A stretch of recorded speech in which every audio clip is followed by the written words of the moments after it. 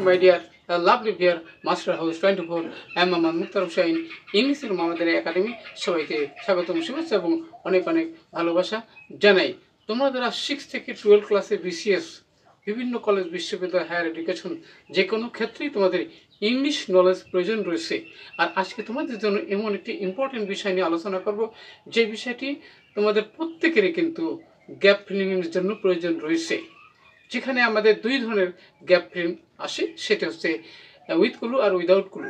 কীভাবে তোমরা সেটাকে সলভ করবা আজকে তোমাদের জন্য 12টি মেঘা রোল সম্পর্কে আজকে আলোচনা করব। আর এই বিষয়টি জানলে তোমরা যে কোনো গ্যাপ ফিলিং খুব ইজিলি তোমরা সলভ করতে পারবা, অর্থাৎ এই গ্যাপ ফিলিং নিয়ে আর কোনো টেনশন করতে হবে না। আর তোমরা যারা আমার চ্যানেল নতুন হয়েছে অবশ্যই চ্যানেলটি সাবস্ক্রাইব করে রাখবে নিত্য নতুন ভিডিওর নোটিফিকেশন মোবাইল ল্যাপটপ কম্পিউটারে ফ্রি পেতে চাইলে। আর যারা সাবস্ক্রাইব করছো thank you so much. So no more talk, now go to our Bible, try to understand today's lesson, gap filling activities with or without clues, how to solve, how to learn by practicing 12 mega rules. So get start. Hello my dear lovely viewers, our Muslim gap filling rules and exercise with or without clues, যেটা সবার জন্য common রয়েছে। আর how to learn at home, অর্থাৎ ঘরে বসে কিভাবে তোমরা English শিখতে পারো। আর সেখানে 12টি মেঘা রোলস, 12টি মেঘা রোল সম্পর্কে আজকের ভিডিও থেকে জানতে চলেছ। প্রথম থেকে শেষ পর্যন্ত অবশ্যই থাকবে, স্টেপ বাই স্টেপ আমরা এই বিষয়গুলো আজকের ভিডিওতে অনেকক্ষণ ধরে আলোচনা হবে, অবশ্যই সঙ্গে থাকবে। আমাদের এপিসোড হলো কি 74, 74তম ভিডিও। তাহলে এক এক করে আমরা ধীরে ধীরে সবগুলো আমরা এই মেগা টিপস মেগা রুলস সম্পর্কে জানবো। তাহলে দেখো বন্ধুরা, প্রথমে যদি আমরা দেখি যে এখানে যে টুর পরে যদি গ্যাপ থাকে তাহলে সেখানে কিন্তু ভার্বের প্রেজেন্ট ফর্ম হয়, অর্থাৎ টু প্লাস ভার্ব প্লাস ভার্বের প্রেজেন্ট ফর্ম হয়। এই বিষয়টি অবশ্যই আমরা মনে রাখবো, অর্থাৎ যে কোনো গ্যাপ ফিলিংয়ের ক্ষেত্রে এই বিষয়টি মনে রাখতে হবে। যেমন আই ওয়ান্ট টু এখানে দেওয়া আছে, এখানে যে কোনো ভাব থাকবেই সেই ভাবটা অবশ্যই প্রেজেন্ট ফর্ম হয়। তাহলে কি I want to shine in life, আমি জীবনে উন্নতি করতে চাই, এখানে কিন্তু টু শাইন হয়েছে। তাহলে অবশ্যই মনে রাখতে হবে যে টুর পরে ভার্বের প্রেজেন্ট ফর্ম হয়, বিষয়টি অবশ্যই অল টাইম মনে রাখতে হবে। নেক্সট হচ্ছে বন্ধুরা, আমরা জানি যে অনেক সময় গ্যাপ থাকে, গ্যাপের আগে যদি আমাদের কি থাকে অফ থাকে, অর্থাৎ যদি কি অফ থাকে তাহলে অফের পরে ব্র্যাকেটে যে শব্দই থাকবে যেটা আসবে সেটা কিন্তু নাউন হবে। অর্থাৎ এখানে আমরা জানি কিন্তু যে অফ প্লাস ভার্ব প্লাস কি আইএনজি হয়। তাহলে এখানে গো আছে, তাহলে গো থেকে এবার কি হবে গোয়িং হবে, কি হবে তাহলে জিও আইএনজি গোয়িং, অর্থাৎ going there. I never think of going there, আমি সেখানে যাওয়ার চিন্তা কখনো করি নাই। ওকে, নেক্সট হচ্ছে বন্ধুরা যে আমরা অনেক সময় দেখা যায় যে আমাদের মডাল ভার্ব রয়েছে এবং মডালের পরে যদি কি মডেল ভার্ব বি রয়েছে তাহলে ব্র্যাকেটে যে ভার্বটি আসবে সেই ভার্বটি অবশ্যই কি পাস্ট পার্টিসিপল হবে, অর্থাৎ সাবজেক্ট প্লাস মে বি অথবা যে কোনো মডেল ভার্ব বি হবে এবং মূল ভাবে কিন্তু পাস্ট পার্টিসিপল হবে। অবশ্যই বিষয়টি আমরা বলছিলাম যে এই যে modal plus be plus verb past participle হয়। তাহলে সেক্ষেত্রে সলভ করেছে, তাহলে এখানে সলভ হবে প্যাসিভ মুডে হবে। ওকে, তাহলে সলভ প্যাসিভ মুডে হবে, অর্থাৎ বির পরে আমরা জানি কি ভার্বের পাস্ট পার্টিসিপল হয়, অবশ্যই সেটা অ্যাডজেক্টিভ হয়। এবার আছে বন্ধুরা I went there with a view to আছে, উইথ এ ভিউ টু, এটা কিন্তু প্রিপোজিশনাল ফ্রেজ।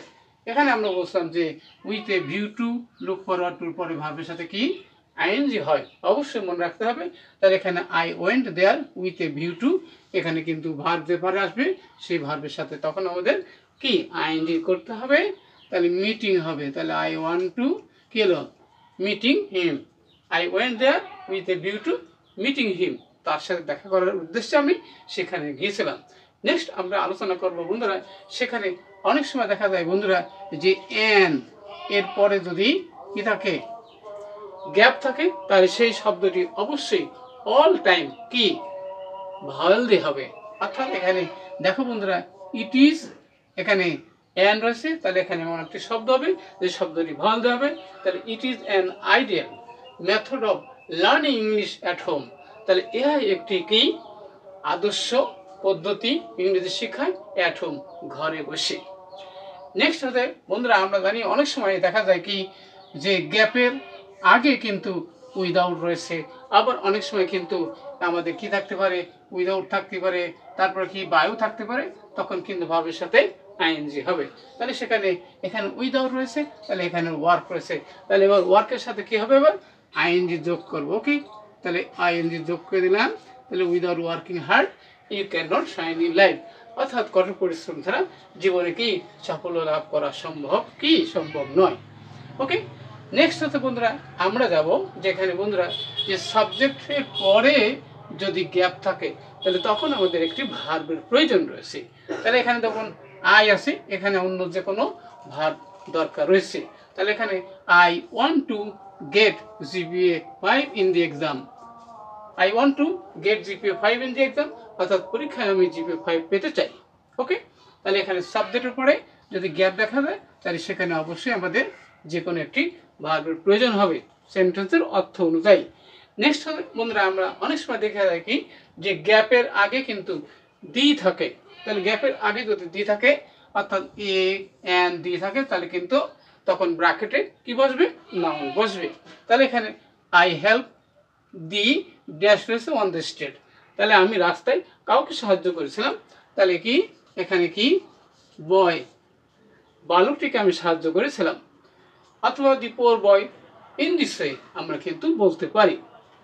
তাহলে I help the boy on the street, রাস্তার উপরে বালকটিকে আমি সাহায্য করেছিলাম। আমার বলছিলাম যে এন দির পরে কি বসে, এবারে নাউন বসে, তাহলে নাউন এখানে আমরা বয় দিয়ে দিলাম। নেক্সট হতে বন্ধুরা সেন্টেন্সের শুরুতে যদি গ্যাপ থাকে এবং তারপর যদি ভাব থাকে তাহলে এই যেখানে যে গ্যাপটা রয়েছে ওখানে অবশ্যই একটি সাবজেক্ট দরকার, এবং এখানে আমাদের যদি কি ভার থাকে তাহলে সে ভারটিকে আমাদের কি নাউন বানাতে হবে। ওকে, তাহলে এখানে আমরা ওয়াক থেকে আমরা কি করবো, এবারে ওয়াকিং, ওয়াক থেকে walking is a good exercise, তাহলে হাঁটা একটি ভালো ব্যায়াম এক্সারসাইজ। নেক্সট হচ্ছে বন্ধুরা আমরা অনেক সময় দেখে থাকি যে সাবজেক্ট রয়েছে, সাবজেক্টের পরে কি কোনো শব্দ নাই, অবজেক্ট বা অন্যান্য শব্দ রয়েছে, তাহলে তখন আমরা কি করব, তখন অবশ্যই আমাদের কি তখন সাবজেক্ট অনুযায়ী এখানে একটা মূল ভাগ দরকার, যেখানে নাম্বার টেন্স অনুযায়ী এখানে বসাতে হবে। তাহলে এখানে যে হি গোস টু স্কুল এভরিডে, সে প্রতিদিন স্কুলে যায়। অবশ্যই বিষয়টি মনে রাখতে আমাদের, অবশ্যই জিপিএ 5 পেতে হলে এবং গ্যাপ ফিলিংয়ে ভালো করতে হলে অবশ্যই রুলসগুলো ফলো করতে হবে। এবারে নেক্সট আরেকটি গুরুত্বপূর্ণ বিষয় রয়েছে, অনেক সময় আমরা দেখে থাকি যে ইট ইজ টাইম থাকে অথবা ইট ইজ হাই টাইম থাকে, তখন কিন্তু আমরা দুইটা রুলসে ফলো করতে পারি। এখানে যদি আমরা সাবজেক্ট বসাই তাহলে ভার্বের পাস্ট টেন্স হবে, আর যদি সাবজেক্ট না বসাই যদি তখন আমাদের টু প্লাস ভার্ব আসবে। তাহলে it is high time, it is high time, এখানে আমাদের কি যে টু ফর গুড হ্যাবিটস, তাহলে আমাদের উপযুক্ত কি ভালো অভ্যাস গঠন করার সময়।